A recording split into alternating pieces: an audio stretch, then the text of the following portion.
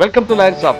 ఈ వారం మన గెస్ట్ ఓ చిన్నారిపై అత్యాచారం చేసిన ఒక కీచకుడికి 51 సంవత్సరాల శిక్ష పడేలా ప్రాసిక్యూషన్ చేసిన స్పెషల్ పబ్లిక్ ప్రాసిక్యూటర్.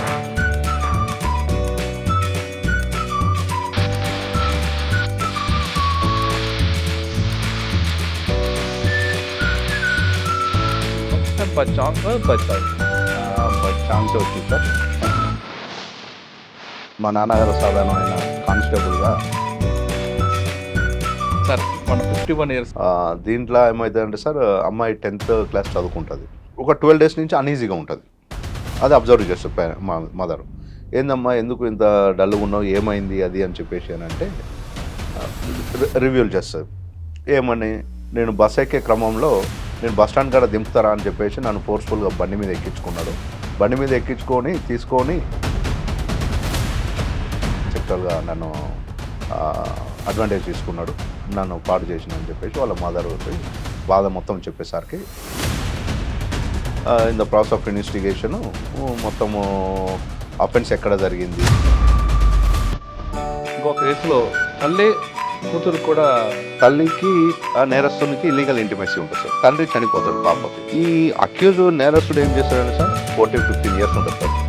అమ్మాయిని ఎట్టి పరిస్థితుల్లో లోపరుచుకోవాలని ఒక ప్రీ ప్లాన్ తోటి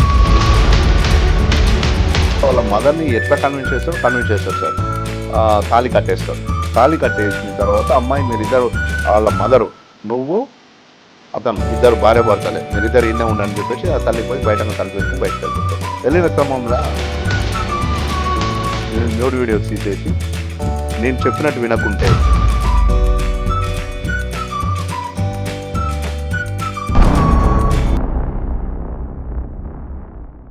వెల్కమ్ టు లైర్ షాప్. ఈ వారం మన గెస్ట్ ఓ చిన్నారిపై అత్యాచారం చేసిన ఒక కీచకుడికి 51 సంవత్సరాల శిక్ష పడేలా ప్రాసిక్యూషన్ చేసిన స్పెషల్ పబ్లిక్ ప్రాసిక్యూటర్. పేరు Vemula Ranjith Kumar garu, special public prosecutor, POCSO court Nalgonda. Ranjith Kumar గారిది ఎలాంటి కేసు వచ్చినా, పర్టికులర్గా పోక్సో కేసు కానీ వస్తే ఖచ్చితంగా ఆయనకి శిక్ష పడేలా ప్రాసిక్యూషన్ చేయడం అనేది ఆయనకు స్టైల్.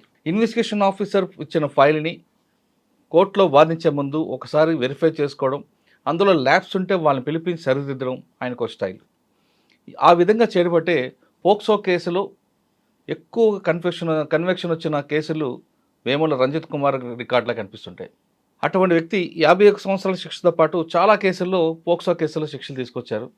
పోలీస్కి ప్రాసిక్యూషన్ మధ్యన గ్యాప్ ఉంటే కేసులు ఎలా వీగిపోతాయి, ఒకవేళ ఇన్వెస్టిగేషన్ ఆఫీసర్ సరిగ్గా చేయకపోతే కేసులు ఎందుకు వీగిపోతుంటాయి, అన్ని సాక్ష్యాలు ఉన్న తర్వాత కూడా కేసులు వీగిపోవడం కారణం ఏంటి, కేసుల్లో శిక్ష పడాలంటే ఐఓ ఏ విధంగా ఇన్వెస్టిగేషన్ చేయాలి, ప్రాసిక్యూషన్ ఎలా ప్రజెంట్ చేయాలి, వీళ్ళిద్దరి మధ్య లైజనింగ్ ఆఫీసర్ రోల్ ఏంటి అనే విషయాన్ని సార్ నేను తెలుసుకున్నాను. సార్ నమస్తే అండి. సార్ నమస్తే మంత్రి గారు. నమస్తే సార్. ముందుగా మీకు ఆ కీచకుడికి శిక్ష పడేలా ప్రాసిక్యూషన్ చేసి ప్రజెంట్ చేసినందుకు మీకు కంగ్రాట్స్ అండి. Thank you sir. Thank you very much sir. సాధారణంగా చిన్నపిల్లలపై అత్యాచారం అన్నప్పుడు మనకి ఆ వింటూనే కొంచెం మనకి ఒక బాధ అనిపిస్తుంటుంది. ఎమోషన్ అటు ఉండడానికి కనబడగానే ఏదో చేయాలని కోపం ఉంటుంది. అవును సార్. కానీ మనకు ఒక చట్టం, న్యాయం ఉంది కాబట్టి దాంట్లో మనం ప్రొడ్యూస్ చేయాలి, ఏ మనిషికైనా సరే. అవును సార్.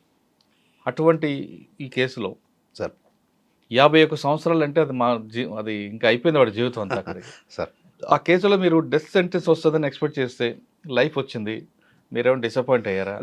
ఒకటి. రెండోది 51 సంవత్సరాలు రావడం, ఆ ప్రాసిక్యూషన్ చేయడం, ఆ కేసు వివరాలు, తర్వాత మీ రికార్డ్స్లో చాలా కన్వెషన్లు కనిపిస్తున్నాయి కాబట్టి ఒక్కొక్క కేసు అంటే చాలా కేసులు చేశారు, మీ మనసుకు బాగా నచ్చిన కేసు చెప్పే ముందు వేముల రంజిత్ కుమార్ గారి పేరెంట్స్, కుటుంబ నేపథ్యం, ఈ profession by chance by choice? By ఛాన్సే వచ్చింది సార్.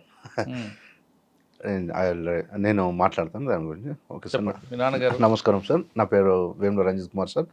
ప్రస్తుతం నల్గొండ స్పెషల్ పబ్లిక్ ప్రాసిక్యూటర్గా పోక్సో కోర్టుగా నా విధులు నిర్వహిస్తున్నాను. మా నాన్నగారు సాధారణమైన కానిస్టేబుల్గా తన పేరు రాములు, మా రాములు గారు, మా నాన్న సాధారణ కానిస్టేబుల్గా తన సాధారణ కానిస్టేబుల్ అంటే పిల్లరా పోలీస్ వాళ్ళు సాధారణం అంటారు. ఒక కానిస్టేబుల్గా తన కెరియర్ని మొదలుపెట్టి ఏఎస్ఐగా రిటైర్డ్ అయ్యి 2018లో రిటైర్డ్ అయ్యండి. తర్వాత మేము సెటిల్డ్ నల్గొండ అండి. మా ప్రాపర్ వచ్చేసి నల్గొండ డిస్టిక్ శాలిగౌరవ మండలం ఊట్కూరు గ్రామం అండి. సో అక్కడి నుంచి మా నాన్నగారు ఉద్యోగరీత్యా మేము నల్గొండలో సెటిల్ అయినాం. నా ఎడ్యుకేషన్ వచ్చేసి primary section Nalgonda public school, Nalgonda public school Nalgonda అండి. తర్వాత మళ్ళీ నాకు హైదరాబాద్ పబ్లిక్ స్కూల్ రామంతపూర్లో సీట్ రావడం జరిగింది. అక్కడ మళ్ళీ ప్రైమరీ సెక్షన్, హైయర్ సెక్షన్ అక్కడ చదువుకొని మళ్ళా పరిస్థితుల రీత్యా నేను మళ్ళీ బ్యాక్ టు నల్గొండకు రావడం జరిగింది. నల్గొండ నెక్రకల్ నెక్రకల్ మండలంలో ఏవిఎం స్కూల్లో 10th దాకా కంప్లీట్ చేసుకొని ఇంటర్మీడియట్ నల్గొండలోనే చేసుకున్నాను సార్. ఇంటర్మీడియట్ చెప్పడం ఏంటంటే ఇంటర్మీడియట్ నేను ఫెయిల్ సార్. ఇంటర్ ఫెయిల్ అయినాను సార్. ఇంటర్ ఫెయిల్ అయినాక 2 years గ్యాప్ తీసుకొని మళ్ళీ నా కెరియర్ని మళ్ళీ స్టార్ట్ చేసుకున్నాను సార్. నేను నిజాం కాలేజ్లో డిగ్రీ కంప్లీట్ చేశాను. నిజాం కాలేజ్లో డిగ్రీ కంప్లీట్ చేసేసి ఎంఏ సైకాలజీ తోటి నేను కౌన్సిలర్గా సెటిల్ అవుదామనే ఒక ఉద్దేశం ఉండే సార్. అన్ఫార్చునేట్లీ 2009లో మా బ్రదర్, నా తర్వాత మేము ముగ్గురము, నా తర్వాత మా బ్రదర్ అక్యూట్ మైలర్ లుకేమియా తోటి చనిపోతాడు. అయ్యో. చనిపోయిన క్రమంలో వాడు ఎల్ఎల్బి ఫైనల్ ఇయర్ ఉస్మాన్ యూనివర్సిటీలో ఉండే సార్. సో మా ఫ్యామిలీకి ఆ రోజులో మాకు అడ్వకేట్ రావాల్సిన పరిస్థితి కూడా ఉండేది. మా ఫాదరు రైటిస్ట్గా కానిస్టేబుల్ ఇక్కడికి వచ్చిండే, కానీ మా కుటుంబంలో మా తాతలు, మా బాబాయ్ వీళ్ళందరూ కమ్యూనిస్ట్ బ్యాక్గ్రౌండ్ ఉండే. ఆ రోజు ఉన్న పరిస్థితుల్లో కమ్యూనిస్ట్ బ్యాక్గ్రౌండ్లో మనకు ఊర్లో మన వాళ్ళకు ఇట్లా మన ఫ్యామిలీ నుంచి కూడా ఒక అడ్వకేట్ ఉండాలి అనే ఒక ఉద్దేశంతో నేను బేసికల్గా ఇంగ్లీష్ మీడియం ఉండడం వల్ల మా ఫాదరు, మా బాబాయ్ వీళ్ళందరూ నువ్వు ఇంగ్లీష్ మీడియం కాదు, ఎందుకు నువ్వు చేయొద్దు అనే ఎంకరేజ్మెంట్ చేశారు. సో మా తమ్ముడు ఎక్కడైతే వదిలిపెట్టిండో దాన్ని నేను తీసుకున్నాను. 1 year గ్యాప్ బీఎడ్ కంప్లీట్ చేసినాను సార్. దాని తర్వాత లా సెట్ రాశాను. కాకతీయ యూనివర్సిటీలో కాలేజ్లో ఎల్ఎల్బి కంప్లీట్ చేసేసుకొని 2013లో నా ఎన్రోల్మెంట్ అయిపోయింది సార్. 2013 నుంచి 2024 దాకా యాజ్ అడ్వకేట్గా నల్గొండలో ప్రాక్టీస్ చేశాను. నల్గొండలో ప్రాక్టీస్ చేసిన క్రమంలో 2024లో ఈ టెన్యూర్ పీపీస్కి సంబంధించి నోటిఫికేషన్ వచ్చింది సార్. ఫస్ట్ ఆఫ్ ఆల్ ఆ నోటిఫికేషన్లో నన్ను నామినేట్ చేయడం, ఒక ప్యానల్లో 5 పేర్లు 6 పేర్లు పంపించడం జరిగింది సార్. మా జిల్లా జడ్జి గారు నా మీద ఒక నమ్మకంతో యాజ్ అ డిజబుల్గా, యాజ్ అ ఫిజికల్ ఛాలెంజ్ పర్సన్గా he has given one opportunity to prove myself. మీరు అక్కడ రాకముందు కొంతకాలం ప్రాక్టీస్ చేశారు. అవును సార్. ఆ ప్రాక్టీస్ ఎవరి దగ్గర ప్రాక్టీస్ చేశారు? ఫస్ట్ మీరు తీసుకున్న కేసు ఏంటి సార్? నేను ప్రాక్టీస్ చేసింది మునగాల నారాయణరావు సార్. మా గురువు గారు ఇప్పటికీ మా పితృ సమానులు అని చెప్పేసి నేను ఎప్పటికప్పుడు తన దగ్గర నా బ్లెస్సింగ్స్ తీసుకుంటాను. మీకు నేను ప్రాసిక్యూటర్గా ఉండి కూడా మా ఆఫీస్, సొంతం ఆఫీస్లో కన్విక్షన్ తీసుకున్నా సార్. గురువుతోటే ఎదుర్కొన్నాను సార్. దాంట్లో కూడా కన్విక్షన్ తీసుకున్నాను సార్. మేము స్పోర్టివ్గా తీసుకుంటాము. మా సార్ ప్రతి దగ్గర నాకు గైడ్ చేస్తుంటాడు, మునగా నారాయణరావు. నేను ఫస్ట్ కేసు మర్డర్ కేసు తీసుకున్నాను సార్. మర్డర్ కేసు మా ఊరుకు సంబంధించిన మర్డర్ కేసు. దాంట్లో కొద్దిగా టెక్నికల్ ఎవిడెన్స్ ఇవన్నీ ఉండడం కొద్దిగా సెమీ కాంటెస్ట్ అయింది సార్. సో బేసికల్గా దాన్ని మా గురువుగారు చెప్పిన ఒక గైడ్ లైన్స్ తోటి నేను కేసు కూడా అక్యూటల్ చేయించుకున్నాను. అక్యూటల్ అయింది అంటే ల్యాబ్స్ ఎవరిది అక్కడ? ఇన్వెస్టిగేషన్ కదా సార్. వీళ్ళు ఎవిడెన్స్ చెప్పడంలో కొద్దిగా మాకు అక్కడ. సార్ ప్రొఫెషన్లోకి వచ్చారు, మీ తమ్ముడు ప్లేస్లో కంటిన్యూ అయ్యారు. అవును సార్. ప్రొఫెషన్లోకి వచ్చాక చాలామంది 3 గోల్స్ వస్తారు. ఒకటి కమర్షియల్గా, ఒక సర్వీస్ మోటో, ఒకటి ప్రొఫెషనల్గా. ఈ మూడిట్లో మీరు ఏం తీసుకుని వచ్చారు? సార్ నేను ఫస్ట్ ఆఫ్ ఆల్ సర్వీస్ మోటోనే తీసుకున్నాను సార్. స్టార్టింగ్ ఫ్రమ్ మా ఆఫీస్ బేసికల్గా సర్వీస్ మోటో ఉండడం కారణం ఏంటంటే నా కుటుంబ నేపథ్యం సార్. మా కుటుంబ నేపథ్యంలో కూడా సర్వీస్ మోటోనే వర్క్ చేశారు. దాని తర్వాత మా ఆఫీస్ కూడా సర్వీస్ మోటోనే ఉన్నది సార్. మీరు చెప్తున్నారు నారాయణరావు సార్ ఫీజు సార్ మా దగ్గర ఫీజు లేవు సార్, మేము కష్టంలో ఉన్నాము అని చెప్పేసి అంటే క్లయింట్కి భోజనం పెట్టిచ్చేసి నల్గొండ బాలగోపాల్ అంటారు సార్. ఇక మీకు చెప్పేది ఏమున్నది, నల్గొండ బాలగోపాల్ నారాయణరావు సార్ అని చెప్పేసి మాకు పేరు ఉన్నది. సో ఆ సార్ నుంచి నేర్చుకునేది కూడా మేము సర్వీస్ మోటోగానే చేసినాం సార్. మర్డర్ కేసులో ఎక్విటల్ తీసుకొచ్చారు.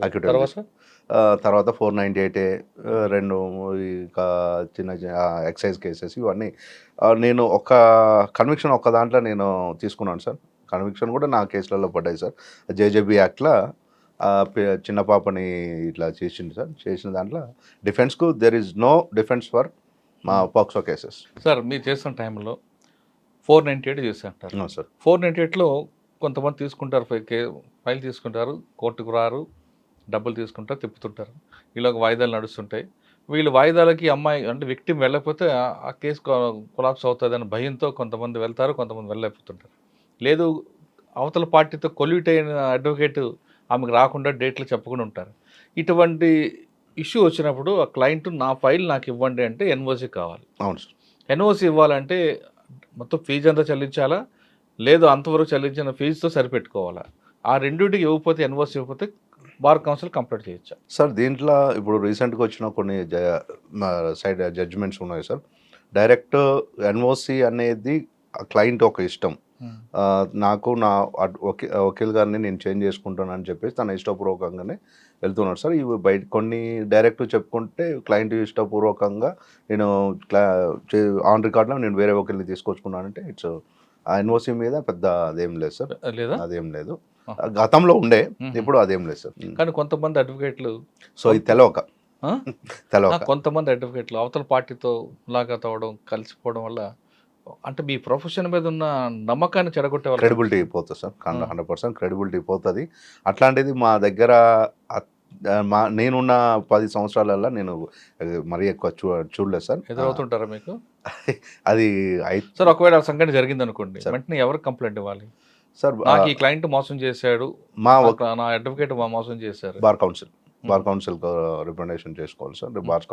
బార్ కౌన్సిల్ డిసిప్లినరీ యాక్షన్ కింద తనకు మేము ఇవి నోటీసులు ఇస్తారు. నోటీసులు ఇచ్చిన తర్వాత నేను అది చేయలేదు అని చెప్పేసి బర్డన్ ఆఫ్ ప్రూఫ్ నేను మీద ఉంటుంది సార్. మనం అలిగేషన్ చేసిన పర్సన్ మీద కూడా దాని సారాంశం ఖచ్చితంగా చూపెట్టాల్సి వస్తుంది సార్.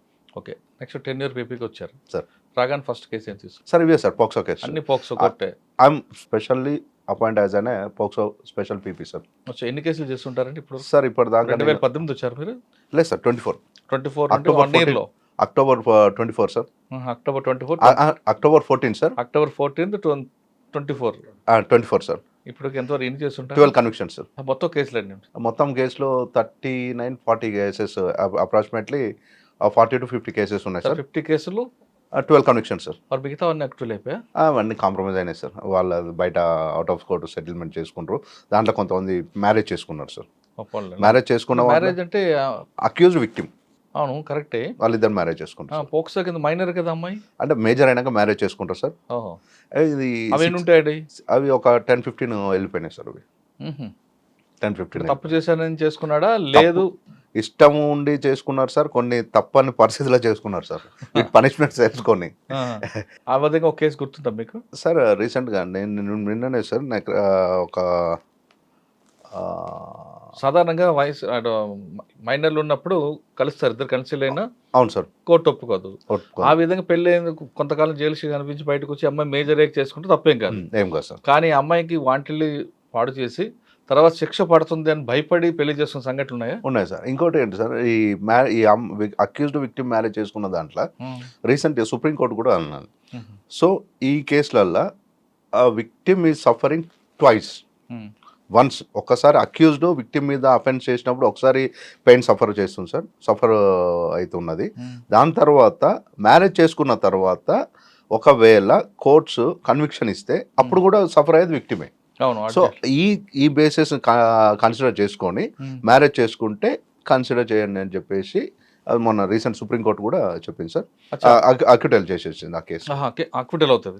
కానీ ఒకవేళ కన్విక్షన్ వస్తే మళ్ళీ ఆమె మళ్ళీ కోర్టు చుట్టూ తిరగాల్సి వస్తుంది, జైలు చుట్టూ. మళ్ళీ కన్విక్షన్ వస్తే మళ్ళీ సఫర్ అయ్యేది విక్టిమే కదా సార్.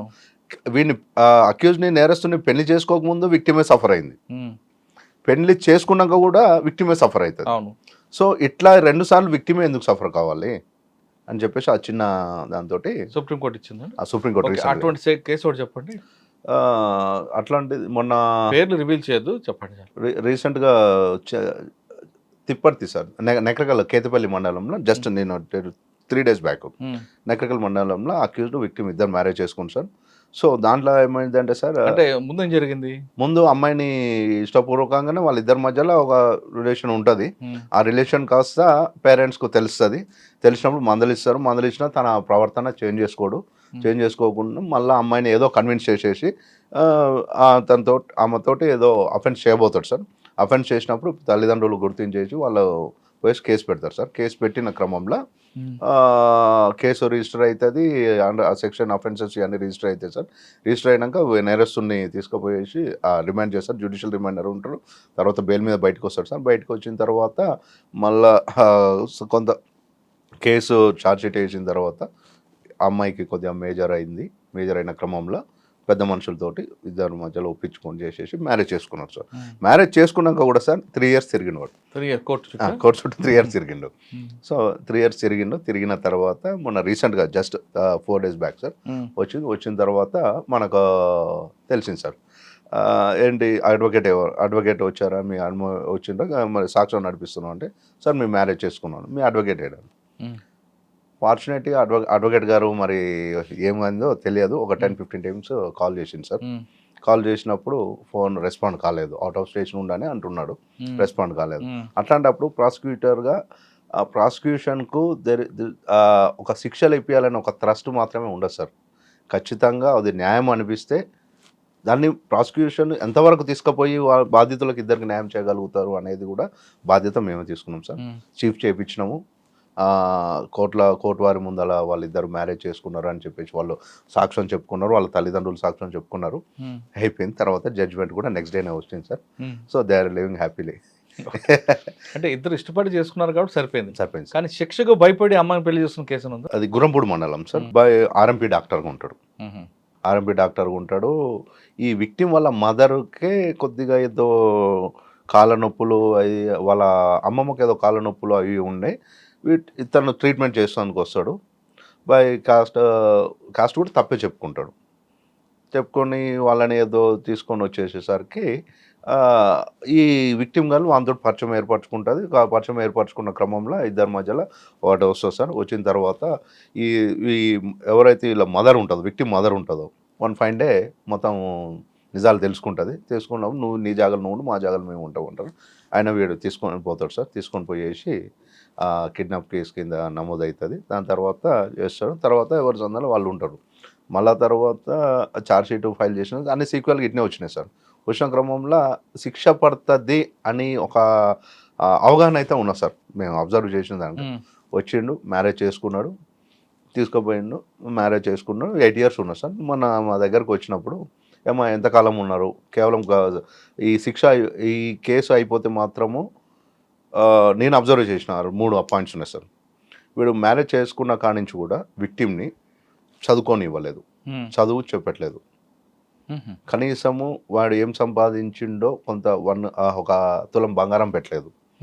సో వెనకంగా డబ్బులు ఏమన్నా సంపాదించకుండా ఏమన్నా పెట్టిండా అని చెప్పేసి నేను ఇంటర్వ్యూ చేసిన సార్. చేసి ఇవన్నీ ఏం లేదు, అట్లీస్ట్ నిన్ను ఏం చూసి వదిలేయాలి, ఇక్కడ ఏం చూసి వదిలేయాలి చెప్పండి అని చెప్పేసి అంటే, నో, అట్లీస్ట్ మీరు అమ్మాయిని చదువు చెప్పించినా కానీ నీ మీద నాకు కన్సెంట్ ఉండేది.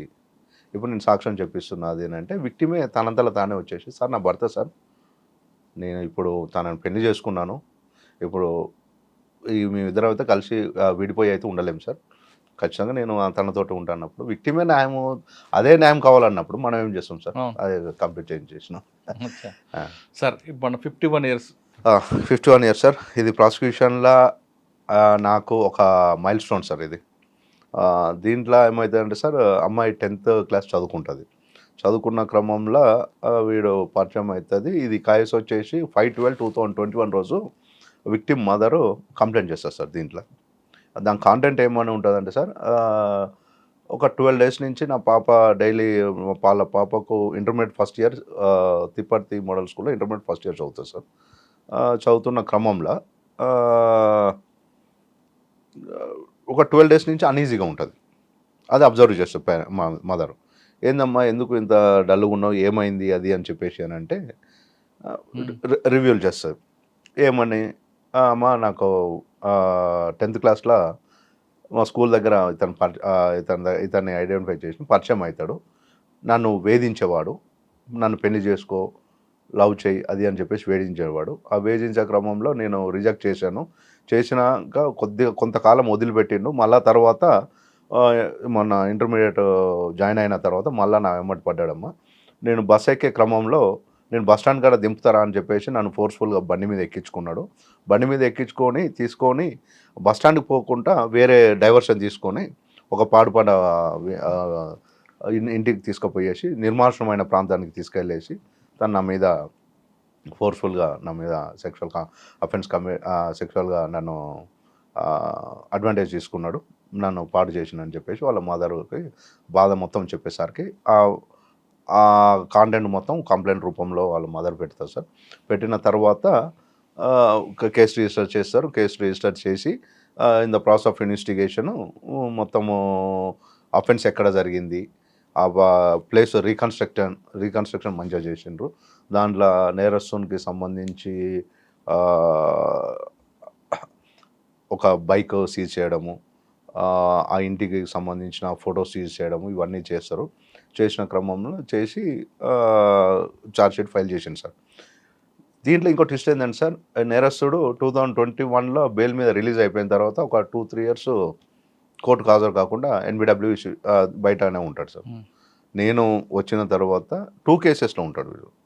ఏంటి దీంట్లో 2 కేసులలో ఉన్నాడు, మీరు ఏం చేస్తున్నారు, నాకు ఖచ్చితంగా ఇది ఎగ్జిక్యూట్ కావాలని చెప్పేసి బాగా ప్రెజర్, అక్కడ ఉన్న మా పోలీసు వాళ్ళని సపరేట్ టీంని ఏర్పాటు చేసేసి ఇది నాకు ఎగ్జిక్యూషన్ కావాలి, ఇది last pendency case, fast track court అంటే మనకు ఫాస్ట్గానే పని చేయాలి, ఖచ్చితంగా మనకి ఇది కావాలి అని చెప్పేసి మనము ఎగ్జిక్యూట్ చేయించినాం సార్.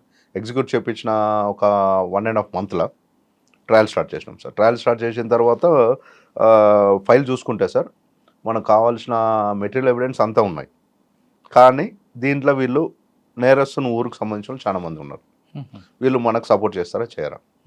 ఈ క్రైమ్లో వాని ఫ్రెండ్ని ఈ అఫెన్స్ చేసిన తర్వాత ఆ నేరస్తుని ఒక ఫ్రెండ్ని పిలిపిస్తాడు సార్.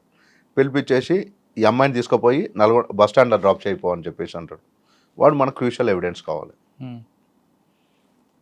అది వస్తాడు, మన ముందర చెప్తాడు సార్, లేదు సార్ ఇట్లా అయింది సార్ అది అని చెప్పేసి చెప్తాడు. చెప్పిన తర్వాత బెంచ్ మీద ఓతు తీసుకున్న తర్వాత, బాబు చెప్పు ఏం జరిగింది చెప్పు, వీళ్ళు ఏమవుతారు నాకు ఎవరు తెలియదు అంటారు. ఆడొక ట్విస్ట్ పడ్డది సార్. మనం బేసికల్గా అన్ని చెప్తాడని మనం ఎక్స్పెక్టేషన్స్ తోటి వచ్చినప్పుడు మెయిన్ విట్నెస్సే మనకు యూటర్న్ అయిపోయింది సార్. అయిపోయిన తర్వాత మళ్ళీ నెక్స్ట్ డే నుంచి ఇక నెక్స్ట్ అక్కడ ఉన్న విట్నెస్లు ఎవరెవరు ఉన్నారో మనకు కావాల్సిన విట్నెస్లు అయినా కానీ కొంతమంది గివెనప్ ఇచ్చినాం సార్. గివెనప్ ఇచ్చేసి మదర్ని, విక్టిమ్ని, తర్వాత కన్ఫెషన్ స్టేట్మెంట్ చేసినప్పుడు ఇద్దరు పంచులని, తర్వాత ఐఓ ఇన్వెస్టిగేషన్ పర్ఫెక్ట్ ఉన్నా సార్.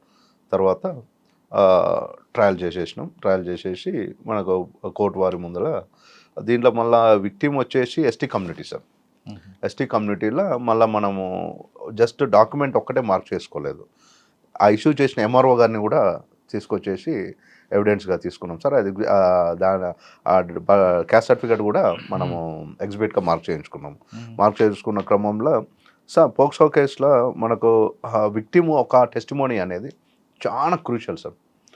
మన దాంట్లో అమ్మాయి యాజ్ ఇట్ ఈస్గా A to Z మొత్తం చెప్పింది సార్. చెప్పిన క్రమంలో కోర్టు కూడా దాన్ని పరిగణలోకి తీసుకున్నారు. మనకు కావాల్సిన మెటీరియల్ ఎవిడెన్స్ కూడా పెట్టేసి మనం ఆర్గ్యుమెంట్స్ కూడా చేసుకున్నాం సార్. దీంట్లో ఇంకా ఆ విక్టిమ్ ఒక defence council sir. Defence council ఆయన తీసుకున్న లైన్ ఏమంటాడంటే, ఈ వీళ్ళ విక్టిమ్ వాళ్ళ మదర్ ఫస్ట్ ఫాదర్కి డైవర్స్ ఇచ్చేసి సెకండ్ ఫాదర్కు మ్యారేజ్ చేసుకుంటుంది. వాళ్ళు తీసుకునేది నువ్వు మీరు బీసీ కదా, బీసీ కమ్యూనిటీ చేసుకున్నారని చెప్పేసి 1కి 4 సార్లు అడ్మిట్ అవుతారు. సో కోర్టు వారు ఎట్లా పరిగణన తీసుకుందంటే she has a father of ఆమె ఒక మొదటి తండ్రి బిడ్డ కాబట్టి బీసీ కాదు, ఆయన ఎస్టీ ఉంటాడు. సో ఎస్టీ కమ్యూనిటీకి ఎందుకే వస్తారు కాబట్టి పదే వాళ్ళు అంటున్నారు కాబట్టి అది లిటరల్గా మేము ప్రూవ్ చేయడం జరిగింది సార్. అంటే కమ్యూనిటీ కాకుండా అసలు రేప్ చేసాడా లేదని కాదంటాడా, చేశానంటాడా? చేసిండు అని అంటే అది నో ఇక దాంట్లో ఉండదు sir.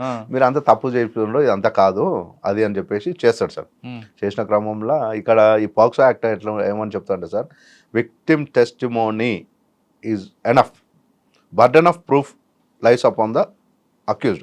Section 29 of POCSO act presumption చెప్తారు సార్. కోర్టు వారు మీరు ఆ నేరస్తుడు నేరం చేసిందని మీరు ఖచ్చితంగా మీరు ప్రిజంప్షన్ చేసుకోండి. బర్డెన్ ఆఫ్ ప్రూఫ్ అక్యూజ్ మీద ఉంటుంది, ఎట్లా చేస్తాడు అనేది బర్డెన్ ఆఫ్ ప్రూఫ్ అక్యూజ్ మీద వాళ్ళు ప్రూవ్ చేసుకోలేదు సార్. మేము మంచిగా ప్రతి మార్క్ ఎక్కడ కూడా మనము ఏ పాయింట్లో కూడా వదలకుండా ప్రతి డాక్యుమెంట్ని మార్క్ చేయించుకున్నాం సార్.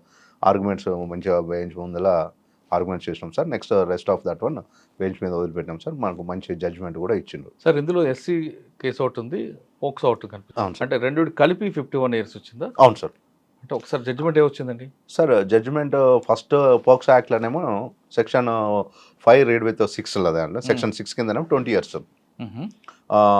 366A కిందనేమో కిడ్నాప్ కిందనేమో 10 years. 30. 506 బెదిరించడం దాని కింద 1 year ఇచ్చింది సార్. 31. ఈ she belongs to ST community కాబట్టి ప్రూవ్ అయింది కాబట్టి దాంట్లో 20 years సార్. 51 years. 51. కానీ విక్టిమ్కి ఏం బెనిఫిట్ ఏముందండి? 10 lakhs compensation sir. First case నమోదైనప్పుడేమో 3 lakhs కంపెన్సేషన్ ఇచ్చింది సార్. నెక్స్ట్ మొన్న 7 lakhs కూడా కాంపన్సేషన్ ఇచ్చింది సార్. గవర్నమెంట్ ఇస్తుందండి? గవర్నమెంట్ ఇస్తుంది. ప్రతి నేను తీసుకున్న కన్విక్షన్లో సార్ ప్రతి దాంట్లో 10 lakhs కాంపన్సేషన్ సార్ గవర్నమెంట్ ఇస్తుంది సార్. సార్ ఇప్పుడు వాడు జైలుకి వెళ్తాడు సార్. మనకి 85,000 రూపాయల ఫైన్ కూడా ఇచ్చింది సార్. 85,000 రూపాయల ఫైన్. ఆ ఫైన్ కూడా విక్టిమ్కే కట్టారు సార్. ఇక్కడ నిజంగా జరిగి ఉండొచ్చు, కాదనట్లేదు. కానీ బస్ స్టాండ్లో దిగి కార్లో బైక్ మీద తీసుకెళ్తున్నప్పుడు ఆమె గట్టిగా అరవడం కానీ ఏమి చేయలేదు? 506 ఉంది కదా సార్. బెదిరించాడు. అవును సార్, బెదిరించిండు చేస్తారు. లిటరల్లీ అమ్మాయి బందీ ఎక్కుతుంది కూడా కారణం ఏంటంటే సార్, అమ్మాయి 10th క్లాస్లో అక్కడనే వీడు కార్ డ్రైవర్ అక్కడనే అదే ఏరియాలో పని చేసుకుంటూ ఫెమిలియర్గా ఐడెంటిఫైడ్ పర్సన్ కదా సార్. ఐడెంటిఫైడ్ పర్సన్ తెలిసిన ఆ పిల్లలకు, చిన్న పిల్లలకు వాళ్ళకు అంత మెచ్యూరిటీ ఏముంటుంది సార్. అరే మనోడు మన అనే ఒక అన్న ఏదో వాళ్ళ భావన వాళ్ళు ఉంటారు సార్. వీరు నేరస్తుని భావన వేరే ఉంటుంది, పిల్లల భావన వేరే ఉంటుంది కదా సార్. సో అక్కడి నుంచి ఫర్లాంగ్ నడిచేదానికంటే అక్కడ డ్రాప్ చేస్తూ అంటుండు కదా అని చెప్పేసి అది ఆ గుడ్డి నమ్మకంతో వెళ్ళిపోయింది సార్. అయ్యో, అది ఆ విధంగా జరుగుతుంది సార్. ఇంకొక కేసులో తల్లి కూతురు కూడా అది 1 Town పోలీస్ స్టేషన్ పరిధిలో అవుతుంది సార్. ఇది 2022లో అవుతుంది సార్. ఇది తల్లికి నేరస్తునికి ఇల్లీగల్ ఇంటిమేసీ ఉంటుంది సార్. తండ్రి లేడా? తండ్రి లేడు. ఓకే. తండ్రి చనిపోతాడు పాపకి. ఇల్లీగల్ ఇంటిమేసీ అక్యూజ్ తోటి ఉంటుంది. ఈ అక్యూజ్ నేరస్తుడు ఏం చేస్తాడంటే సార్, ఒక డెవిల్ ఐ చేస్తాడు అమ్మాయి మీద. ఆ అమ్మాయి 14-15 years ఉంటుంది సార్.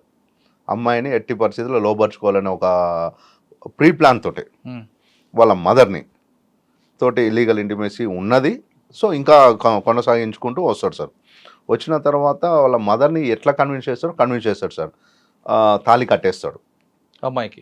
తాళి కట్టేస్తాడు. తాళి కట్టేసిన తర్వాత అమ్మాయి మీరిద్దరు, వాళ్ళ మదరు, నువ్వు అతను ఇద్దరు భార్యాభర్తలే, మీరిద్దరు ఇన్నే ఉండని చెప్పేసి ఆ తల్లి పోయి బయటగా తలుపేసుకుని బయటకు వెళ్తారు సార్. వెళ్ళిన క్రమంలో అమ్మాయి యొక్క న్యూడ్ వీడియోస్ తీసేసి, నేను చెప్పినట్టు వినకుంటే ఈ అమ్మాయికి ఇంకో తమ్ముడు ఉంటాడు సార్. నేను చెప్పినట్టు వినకుంటే నిన్ను నీ తమ్ముడిని చంపేస్తా, ఈ వీడియోస్ అన్నీ మొత్తం బహిర్గతం చేసేస్తా అని చెప్పేసి బాగా బెదిరిస్తాడు సార్.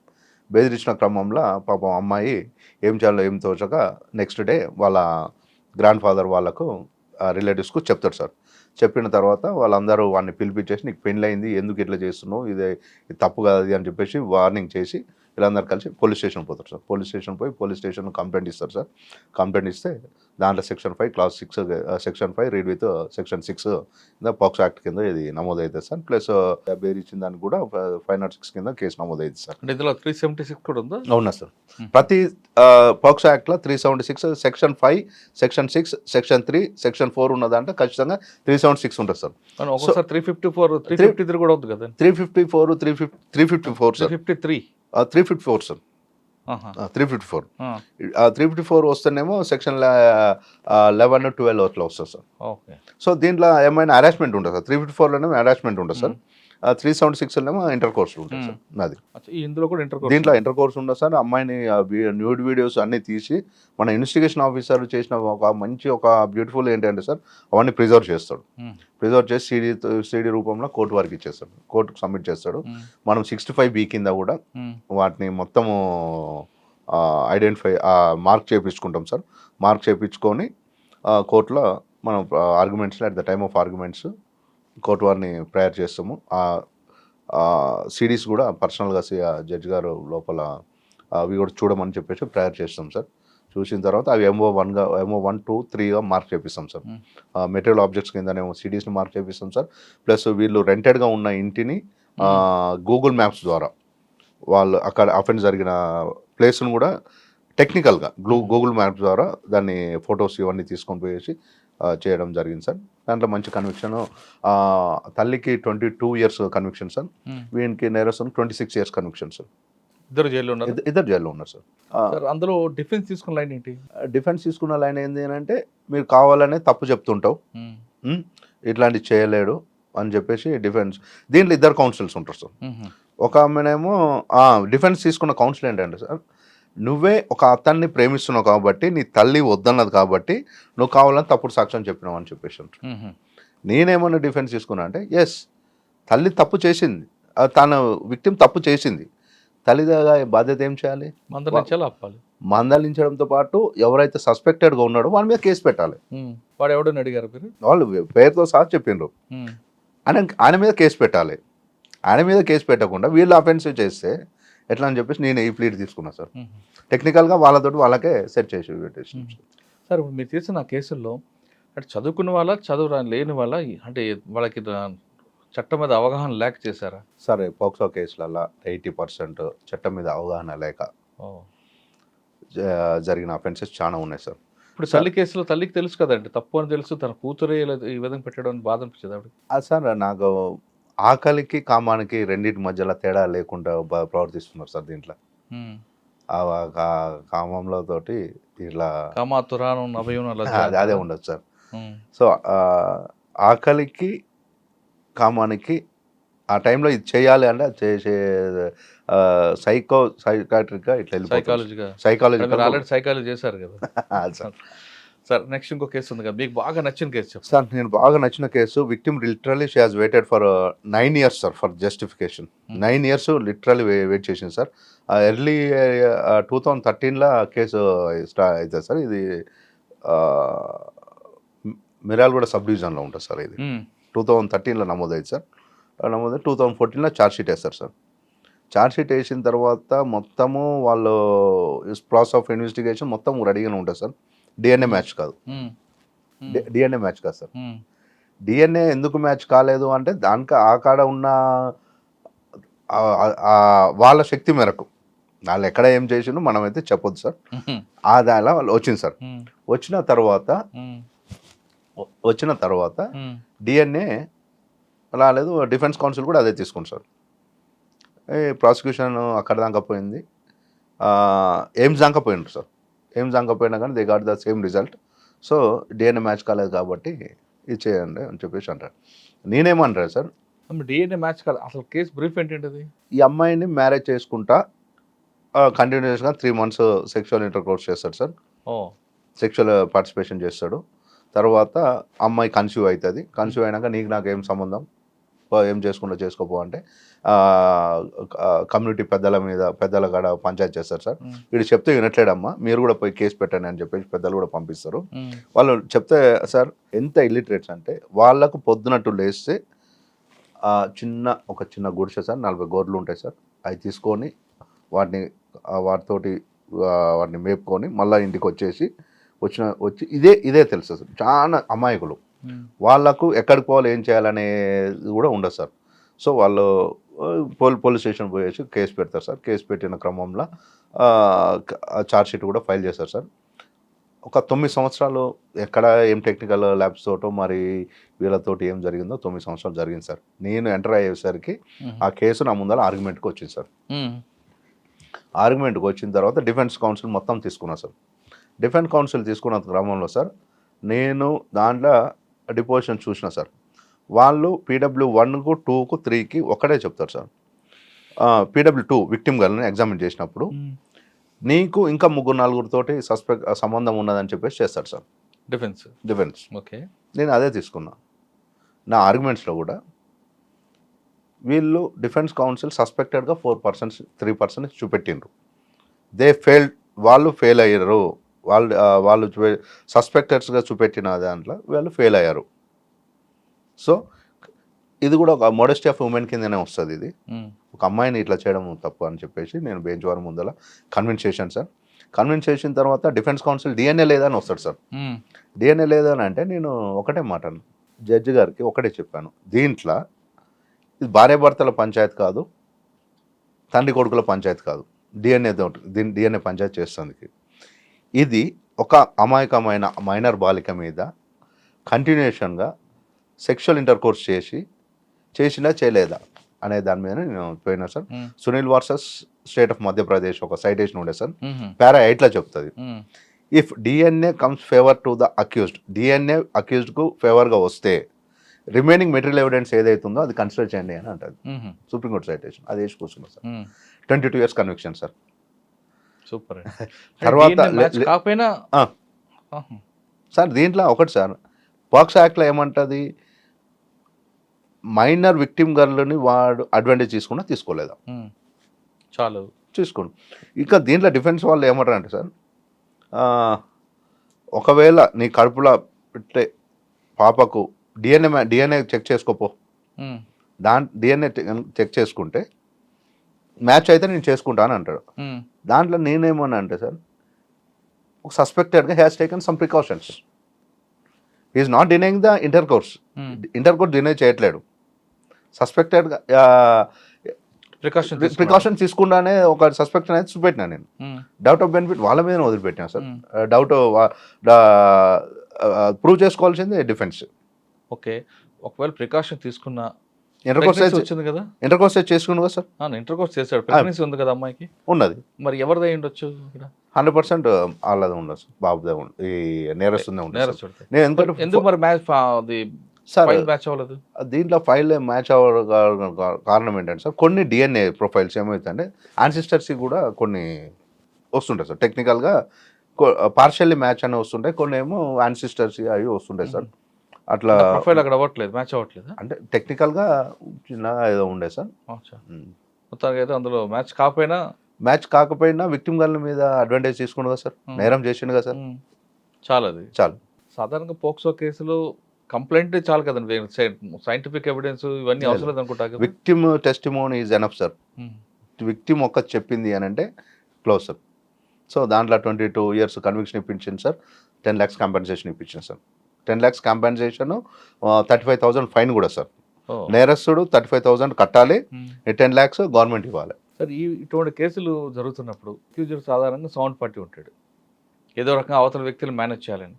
మిమ్మల్ని మేనేజ్ చేయడానికి ఎవరైనా ప్రయత్నం చేశారా సార్? సింగిల్ వర్డ్గా గెట్అవుట్ అంట సార్, గెట్అవుట్ అన్న కూడా సార్, సింగిల్ వర్డ్లో గెట్అవుట్ అన్న ట్రై చేశారు. అదే వస్తాయి సార్, అవి వస్తూనే ఉంటాయి. ఇక స్మూత్గా డీల్ చేసేసి sorry I'm not that type of అని చెప్పేసి. ఇంకే బాగా గుర్తున్నాడు మీకు సార్? ఇంకొకటి ద వర్స్ట్ కేస్ సార్, నేను ఫస్ట్ కన్విక్షన్ తీసుకున్నా సార్. ఒక తండ్రి బిడ్డ మీద లైంగికంగా, సొంతం తండ్రి సార్. దాంట్లో నా ఆర్గ్యుమెంట్లో లిటరల్లీ నేను కన్నీళ్ళు పెట్టుకున్నాను సార్. దాంట్లో ఏమంటా, న్యాచురల్ గార్డెన్ ఎవరైతే ప్రొటెక్ట్ చేయాలనో అతనే ఈ నేరానికి పాల్పడితే ఈ పిల్లల్ని ఎవరు కాపాడుకుంటాం మనము అనే లైన్ తీసుకొని చేసినాడు sir. That was one of beautiful arguments. The first conviction charge తీసుకున్నాక ఫస్ట్ కన్విక్షన్ అదే సార్. నా 20 years వాళ్ళకి కూడా ఉన్నారు డిఫెన్స్ ఉన్నారు. ఏమంటారు? ఆయనే ఉంటాడు, చేయలేదు అని అంటాడు సార్. ఎవరు చేశారట? చేయలేదు అని అంటే రుజువు చేసుకోవాలి కదా సార్ వాళ్ళు. ఇక దాంట్లో ఎఫ్ఎస్ఎల్ కూడా వస్తుంది సార్. ఓకే, మీరు ఆ అక్యూజ్తో మాట్లాడి ఉంటారు కదా ఆర్గ్యుమెంట్ చేస్తున్నప్పుడు? నేను ఎట్లనే అక్యూజ్తో నేను మాట్లాడాను సార్. ఆర్గ్యుమెంట్ చేసినప్పుడు అడుగుతారు కదా, వాళ్ళ అడ్వకేట్ తోటే మాట్లాడు, డిఫెన్స్ కౌన్సిల్ తోటే ఉంటుంది సార్ మా ఆర్గ్యుమెంట్స్ మొత్తం. డిఫెన్స్ కౌన్సిల్ నేను చీఫ్ చేశాను సార్. నెక్స్ట్ క్రాస్ చేసేటప్పుడు వాళ్ళు ఐవో మాట్లాడి ఉంటారు కదా, ఐవోతో మాట్లాడి ఉంటారు కదా. ఐవో ఏం చెప్తున్నారండి? వాడు ఎందుకు చేశాడు? తాగున్నాడా లేదు తెలివి ఉండే చేశాడు సార్? బేసికల్గా దీంట్లో తెలివి ఉంటుంది. అవి భార్య భర్తల మధ్యలో ఒక డిస్ప్యూట్ ఉంటుంది సార్. వాళ్ళ అమ్మవారింటికి వెళ్ళిపోతుంది సార్. నేను మళ్ళీ రేషన్ కార్డులు ఇవన్నీ తెంపించుకొని వస్తా అని చెప్పేసి వచ్చిన క్రమంలో మళ్ళీ వాళ్ళ భార్య ఏదో బయటికి వెళ్ళిపోతుంది సార్. పాప ఒక్కతే ఉంటుంది. ఆ క్రమంలో వాడు రాక్షసుడు. ఇక దాన్ని మనం ఎంత వయసు అండి అమ్మాయికి? 10 years సార్.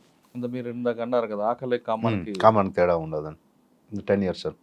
ఎఫ్ఎస్ఎల్ కూడా ఉన్నా సార్. దాంట్లో తన అమ్మాయి విక్టిమ్ క్లోజ్ మీద 7 spermatozoa దొరుకుతుంది సార్. ఎఫ్ఎస్ఎల్గా ప్రూవ్ అయింది సార్. దాన్ని కూడా మార్క్ చేయించాం. ఎక్కడ టెక్నికల్గా ఏ ఎవిడెన్స్ కూడా నేను మిస్ చేయను సార్. ప్రతిదీ క్షుణ్ణంగా చూసుకొని బెంచ్ ముందు పెట్టినాను సార్. సార్ మీరు చేసిన కేసుల్లో ఫస్ట్ ఐఓ ఫైల్ వస్తుంది, ఐఓ కూడా కొన్ని ఇన్వెస్టిగేషన్ తప్పులు కనిపిస్తుంటాయి. అటువంటి ల్యాబ్స్ కనిపించినప్పుడు మీరు పిలిపించి వాళ్ళని కొంచెం చెప్తారట కదా, చెప్తాను సార్. ఆ విధంగా గుర్తున్న కేసు ఒకటి చెప్పండి సార్ సార్ బేసికల్గా ఐఓలు ఏం చేస్తారంటే సార్, మెటీరియల్ ఆబ్జెక్ట్స్ సీజ్ చేస్తారు సార్. ఇప్పుడు నా సెల్ ఫోన్ ఉంటుంది సార్, నా సెల్ ఫోన్ సీజ్ చేసింది అనుకోండి సార్, అథెంటికేషన్ కొన్ని అందరూ చేస్తారు అనట్లేదు సార్, కొంతమంది. అంటే ఆ రోజు ఆ కేసు యొక్క గ్రావిటీని బట్టి, ఆ ప్రెజర్ని బట్టి ఈ కేసుని తొందరగా చేయాలి, దీంట్లో ఒక మంచి రిజల్ట్ తీసుకోవాలని ఇది కూడా పాజిటివ్గానే ఉంటారు సార్ మా వాళ్ళు కూడా. పాజిటివ్గా చేయాలి, దీన్ని కూడా తొందరగా కంప్లీట్ చేయాలి అనే ఉద్దేశంతో కొన్ని మర్చిపోతుంటారు సార్. అట్లా కొన్ని ఉంటాయి సార్. కొన్ని బైక్ ఇవన్నీ సీజ్ చేస్తుంటారు సార్. సీజ్ చేసినప్పుడు బైక్ ఓనర్ వేరే వాళ్ళు ఉంటారు సార్, క్రైమ్లో యూజ్ అవుతుంది సార్. ఆ crime how so for the bike was involved అనే దాని మీద వీళ్ళు ఆ బైక్ ఓనర్నైనా కొద్దిగా విట్నెస్గా తీసుకునే ప్రయత్నం కూడా చేయరు సార్. అది ఎందుకంటే రేపు మళ్ళీ ఎందుకు చేయరు అనేది కూడా చెప్తారు సార్. ఎందుకంటే మళ్ళీ రేపు ఈ బైక్ వాందే కదా, నేరస్తునికి సపోర్ట్ చేస్తాడు కదా, దీంతో నాకెందుకు యూజ్ అని చెప్పి చేయరు సార్. అట్లా సార్ మీరు తీసుకున్న అన్ని కేసుల్లో కన్విక్షన్తో పాటు అక్విటల్ కూడా ఉన్నాయి. అవునా సార్? ఒకటి అక్విటల్ చెప్పండి, దానికి రీజన్ చెప్పండి సార్. అక్విటల్ రీసెంట్గా గుడిపల్లి పోలీస్ స్టేషన్ సార్, దాంట్లో విక్టిము డిసీజ్డ్ సార్, అమ్మాయి చనిపోతుంది, మర్డర్ చనిపోతుంది సార్. చనిపోయిన క్రమంలో మనము పేరెంట్స్ సపోర్ట్ చేయరు సార్, డిసీజ్డ్ పేరెంట్స్ సపోర్ట్ చేయరు. జస్ట్ నేను పోస్ట్ మార్టం రిపోర్ట్ ఒక్కటి నేను బేస్ చేసుకున్నా సార్. దాంట్లో 5x2x6 ఒక ఇంజురీ, వెజనల్ పార్ట్ కూడా ఇంజురీ అని ఉంటుంది సార్. అంటే అది చాలా సివియర్ ఇంజురీ. దాన్ని బేస్ చేసుకొని 164 స్టేట్మెంట్ రికార్డ్ చేపిస్తాం సార్. సిఆర్పిసి 164 స్టేట్మెంట్ మ్యాజిస్ట్రేట్ తోటి. దాంట్లో ఐడెంటిఫికేషన్ పరేడ్ కూడా చేస్తారు సార్. ఐడెంటిఫికేషన్ పరేడ్ చేసినప్పుడు సార్ వీళ్ళు ముగ్గురు వాళ్ళని నేరస్తులని ఐడెంటిఫై చేసిందని చెప్తారు సార్. ప్లస్ 164 స్టేట్మెంట్లో వాళ్ళు కూడా చెప్తారు సార్. చెప్పిన క్రమంలో నేను అదే బేస్ చేసుకొని 164 పోస్ట్ మార్టం రిపోర్ట్ బేస్ చేసుకొని చూసుకున్నా సార్. దాంట్లో మిస్ఫైర్ అయింది సార్, పోయింది. దాంట్లో టెక్నికల్గా ఏముంటాం సార్, కనెక్టివిటీ రాదు సార్. పోస్ట్ మార్టం రిపోర్ట్లో ఏమైనా ఉంటుంది sir, death due to heavy bleeding, cardiac arrest అని చెప్పేసి సింపుల్గా రాస్తారు సార్. ఆ హెవీ బ్లీడింగ్ ఎందుకు అయింది అని చెప్పేసి రాసుంటే ఎలా ఒకటి మంచిగా ఉండదు సార్. ఇదే కేసులో అఫీషియల్ విట్నెస్ పంచాయత్ సెక్రటరీలు ఇద్దరు ఉన్నారు సార్, వాళ్ళు కూడా కంప్లీట్గా హాస్టల్ అయిపోయారు, మనకు సపోర్ట్ చేయలేదు సార్. సార్ ఈ కేసులన్నీ ముందు తెలియదా ఇలా జరుగుతుంటాయని ఐవో కానీ లేదు మీరు ఫైల్ చూసినప్పుడు కానీ ఈ విధంగా జరగచ్చని మీరు వాళ్ళకి ఆ ల్యాబ్స్ ఉన్నాయనే విషయాన్ని ఐడెంటిఫై చేయలేదా మీరు? సార్ దీంట్లో మనకు డైరెక్ట్ ఆల్రెడీ పార్ట్ హెడ్ ట్రయల్లో వచ్చింది సార్, నాకు పార్ట్ హెడ్ ట్రయల్లో వచ్చింది. అయినా దాన్ని వాళ్ళకు ఒక షోరింగ్ అనేది చూపెట్టినా సార్. ఖచ్చితంగా దీంట్లో కన్విక్షన్ తీసుకోవాలని గట్టిగా ప్రయత్నం చేసిన సార్. సో దాంట్లో కొన్ని ల్యాక్స్ తోటి మిస్ అయిపోయింది సార్, మిస్ఫైర్ అయింది సార్. కానీ ఇది చేయడం వల్ల దీంట్లో ఒకవేళ డిసీజ్డ్ పేరెంట్స్ మాకు న్యాయం కావాలి అని వచ్చి ఉండుంటే, నేను ఈ టెక్నికల్ తోటి పొయ్యి ఉండుంటే బాగా బాధపడేటోండి సార్. డిసీజ్డ్ పేరెంట్స్ సపోర్ట్ చేయకుండా దీంట్లో నేను పాక్సో కేసెస్ అంటే సార్ మీకు చెప్పాల్సుకున్న ఒకటే sir, it is not an individual case sir, it shows an impact on the society. Society మీద ఇంపాక్ట్ చూపిస్తుంది కాబట్టి దీన్ని ఒక నేరస్తులకు ఒక భయం అనేది చూపెట్టాలి. ఎట్లయినా ఈ పిల్లల జోలికి పోతే మనము హెవీ పనిష్మెంట్స్ ఉంటాయని చెప్పేసి ఒక వాయిస్ బయటికి రావాలని చెప్పేసి మనం కూడా ప్రయత్నం చేసినాం సార్. గవర్నమెంట్ ఇంటెన్షన్ కూడా అదే కదా, పోక్సో పెట్టింది అందుకు. గవర్నమెంట్ కూడా మంచి ప్రికాషన్స్ ఇవన్నీ తీసుకుంటుండు సార్. అయినా ఈ నేరాలు ఎందుకు తగ్గట్లేదు అంటే lack of awareness on this act sir. Section 43 కూడా మీకు చెప్తా సార్, మీకు కూడా మీడియాకు, print media, electronic media and ఎన్జిఓస్కు ప్రతి ఒక్కరికి ఈ చట్టం మీద అవగాహన తీసుకోవాల్సిన బాధ్యత మీకు కూడా ఉన్నది. Section 43 of POCSO act. దీంట్లో ఏమైందంటే సార్, మీకు literally polio, HIV AIDS programme, అక్షరాస్యత ఏ విధంగానైతే ఈ పబ్లిక్లోకి ఎట్లయితే పోయినాయో ఈ యాక్ట్ కూడా అట్నే పోవాలి సార్. అప్పుడే మనం కంట్రోల్ చేయగలుగుతాం. అంటే యాక్ట్ పోవాలంటే ఏం చేయాలి? శిక్షణ మీద అవగాహన కల్పించాలా? అవగాహన ప్రతి దగ్గర అవగాహనతో పాటు ఒక సోషల్ అవేర్నెస్ రావాలి. కుటుంబంలోనే ఒక రెస్పాన్సిబిలిటీ అనేది రావాలి. పిల్లలకు, ఆడపిల్లల్ని ఎట్లా చూసుకోవాలి, ఆడపిల్లల్ని ఏ విధంగా మనం మాల్వ్ చేసుకోవాలి. ఇంట్లో ముందు బుద్ధి చెప్పుకోవాల్సింది మన ఇంట్లో మన పిల్లలకు మనమే. అంటే కేవలం ఆడపిల్లలతో పాటు మగపిల్లలు సార్, ఫస్ట్ ఏ ఆడపిల్లనైనా మంచిగా చూసుకోవాలి అని చెప్పాల్సుకున్న బాధ్యత తల్లిదండ్రుల మీద ఉన్నది, మా పిల్లల మీద. Sir POCSO act not only for girls, children below 18 years. అవును చిల్డ్రన్ బిలో 18 ఇయర్స్. సార్, మీరు చాలా కేసులు చూసారు కదా సార్. ప్రాసిక్యూషన్కి పోలీస్కి మధ్యన గ్యాప్ ఉంటే ఎలాంటి నష్టం జరుగుతుంది, గ్యాప్ లేకపోతే ఎలాంటి బెనిఫిట్ ఉంటుంది? సార్ గ్యాప్ లేకుంటే ఇప్పుడు నేను తీసుకొచ్చిన కన్విక్షన్స్ ఉన్నాయి కదా సార్. సార్ 2020లో నల్గొండలో పోక్సో కోర్ట్ ఎస్టాబ్లిష్ అయింది సార్. నేను క్యాల్కులేషన్లో తప్పు కాదు అనుకుంటే ఒక 4 or 5 కన్విక్షన్స్ వచ్చినాయి సార్. నేను 1 year పీరియడ్లో నేను 12 తీసుకొచ్చాను సార్. సూపర్. అంటే దీనికి మీకు పోలీస్ ఆఫీసర్లు కానీ లేదా కోర్టు లైజనింగ్ ఆఫీసర్ ఎలా సపోర్ట్ చేస్తుంటారు? సార్ నాకు మా జిల్లా ఎస్పీ గారు చాలా సపోర్టివ్గా ఉన్నాడు సార్. జిల్లా ఎస్పీ గారు సపోర్టివ్గా ఉన్నాడు సార్. మాది 3 సబ్ డివిజన్లు ఉన్నాయి సార్. 3 సబ్ డివిజన్లలో ముగ్గురు డిఎస్పీ నల్గొండ, మిర్యాలగూడ, ఇంకో అంటే దేవరకొండ సార్.